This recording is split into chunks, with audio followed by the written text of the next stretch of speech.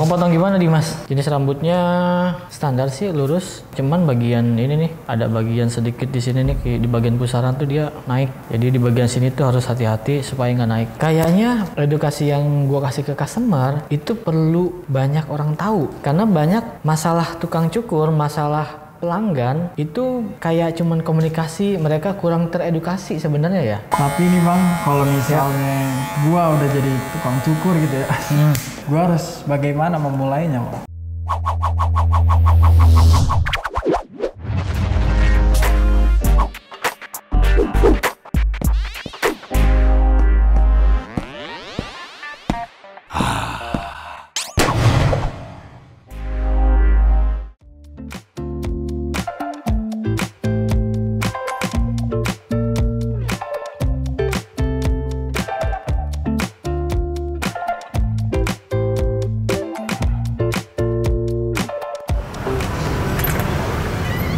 Selamat sore Kak. Sore Kak. Sudah booking Kak? Sudah sama Bang Jule jam 4. Jam 4 ya? Oke, langsung dikeramas dulu Kak ya? Oke.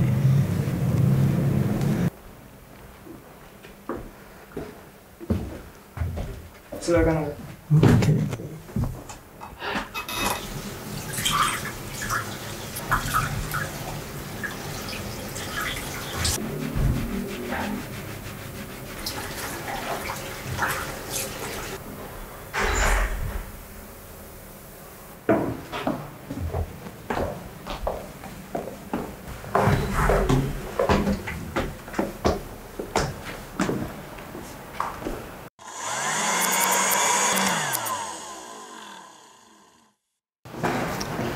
Halo, dengan Dimas ya?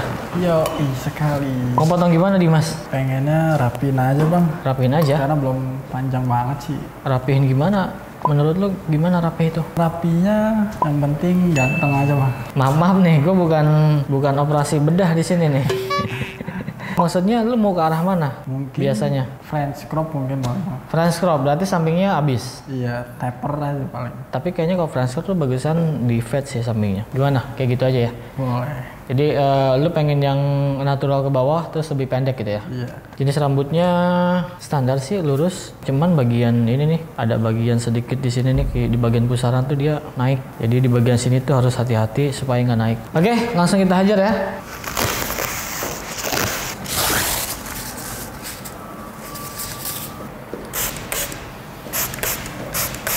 Lu kenapa potong French crop? Emang suka pendek gitu? Ditotanya lebih gampang sih. Yang lebih gampang karena cuman berantakin ke bawah doang, nggak perlu pakai apa-apa gitu ya. Lu kesini tahu dari mana? Tahu dari YouTube sih Bang. Dari YouTube. Iya. Gimana ceritanya bisa nemuin gue di YouTube? FYP kali ya. Tapi TikTok. Oh, TikTok. Bukan YouTube dong. Jadi di beranda direkomendasi gitu. Iya, rekomendasi. Kalau lagi nyekrol kok ada nih tukang cukur gitu kan. Edukasinya menarik gitu. Apa yang bikin menarik tuh apa sampai kesini tuh? Karena sesuai dengan keluhan rambut gua sih waktu itu yang gua tonton. Oh, jadi lebih ke masalah rambutnya sama. Iya, ada yang jigrak. Ada yang jigrak.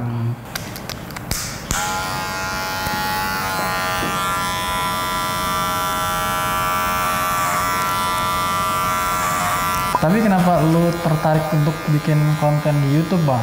Karena kan yang gua tahu tukang cukur ya mereka cuma fokus cukur ya bekerja aja, nggak terlalu melek sama sosial media gitu lah. Dulu itu sebenarnya gue coba di 2017 ya. Gue tuh punya channel ini 2015. Terus untuk konten cukur itu gue coba di 2017 setelah acara dekat.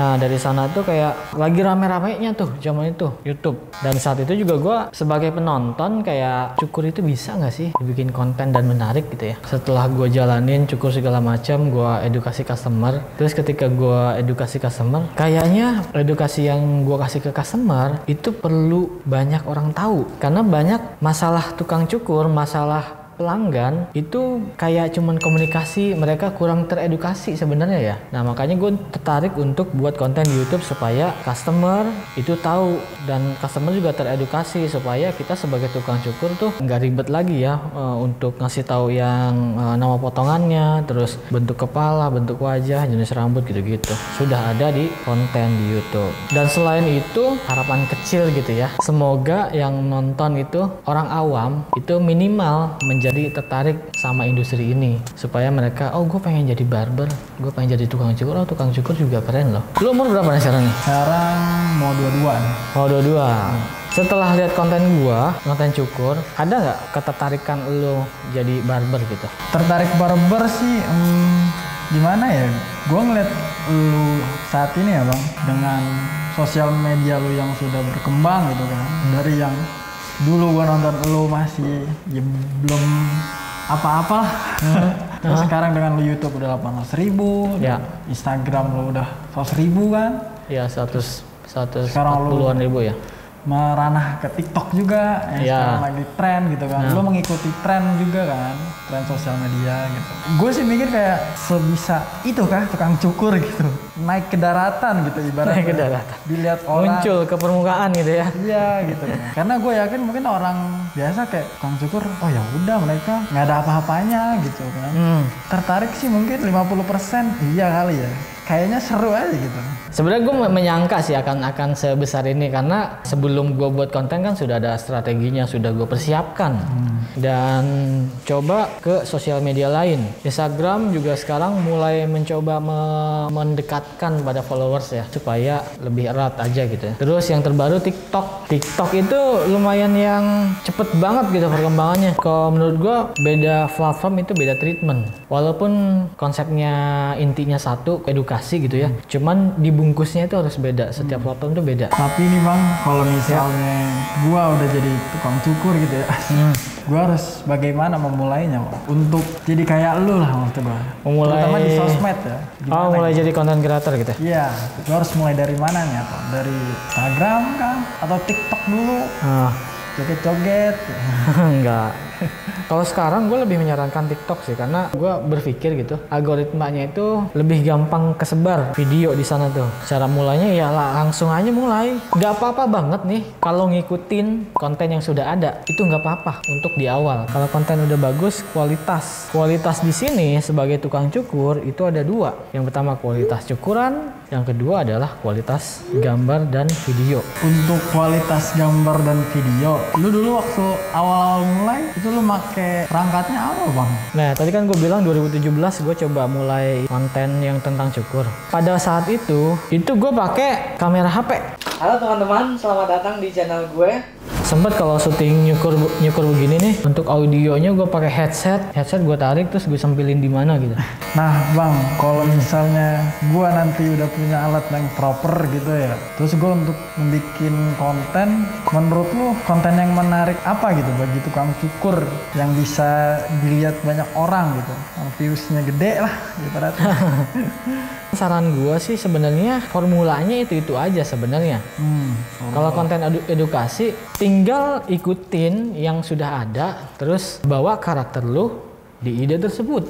Yang lu harus perjuangkan adalah gimana caranya mereka tertarik sama lu, bukan kontennya. Berarti ke personal branding ya? Personal branding itu dibangun nggak cuma 1 video, 2 video, setahun 2 tahun. Itu harus proses. Oh iya nih bang, ada nggak sih tips and trick gitu untuk sosial media gitu bagi tukang cukur? Tipsnya lebih ke yang pertama yang pasti ya, kualitas cukur. Terus yang selanjutnya itu kayak konsisten. Di sosial media yang paling berat itu konsisten. Di titik pertama itu biasanya ada yang namanya langsung meledak gitu. Video kita nih tato ditonton 1 juta ke atas gitu ya. Habis itu apalagi biasanya orang tuh bakal ada di fase yang duh kok yang ini kok ditontonnya kurang banyak ya, oh yang ini kok kurang. Terus akhirnya orang itu kayak, duh kok ini apalagi ya, bingung. Di fase itu yang harus kita lakukan adalah tetap belajar dan tetap konsisten. Kalau triknya mungkin lebih ke cara penamaan judul yang tepat, terus hashtag segala macam tag. Saran gue sih yang ada dimaksimalin ya. Terus selain itu triksnya juga kalau di sosial media lain gitu ya, lebih ke manfaatin semua fiturnya. Kayak kalau di Instagram ada story, terus yang terbaru ada reels. Nah selain itu juga yang gak kalah penting, triknya itu adalah cari referensi. Nah kalau untuk masalah rambut, gue tuh punya ada salah satu website yang dia itu menyediakan tips and tricks tentang rambut, semua bidang rambut. Nama websitenya itu Barber Ink. Ini baru nih, gue juga baru tahu kemarin, kasih tahu kayak, oh ternyata ada website atau platform yang menampung industri ini gitu. Itu bener-bener tentang rambut, tentang cukur lah pokoknya, cukur jenggot, terus rambut, jenis muka gitu ya. Dan caranya juga gampang banget kalau kalian pengen tetap dapat ilmu edukasi baru nih, tinggal masuk ke sana aja, ketik di browser nih, di HP nih, barbering.id. Terus registrasi bisa via WhatsApp ataupun email. Setelah itu kita masuk ke websitenya. Di situ kita bisa banyak belajar dari hairstylist barber yang ada di Indonesia. Dan di situ juga ada hadiahnya. Jadi lu bisa entah mungkin dapat alat cukur gratis. Lu kan mau belajar nih. Iya. Siapa tahu kan dapat alat duluan kan. Lumayan. Jadi lu nggak buat modal pertama tuh.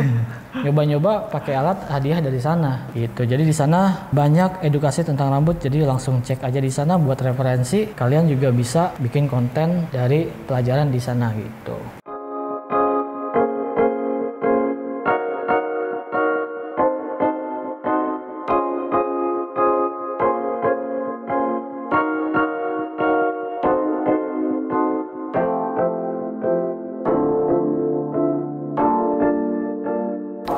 Oke teman-teman, jadi sudah selesai potongannya. Habis ini tinggal styling aja. Fresh crop kali ini sengaja atasnya itu gue bikin lebih pendek karena memang ekspektasi dia pun pengennya ke arah-arah crop top ataupun velvet yang lebih pendek gitu ya. Biar stylingnya nggak pakai lama.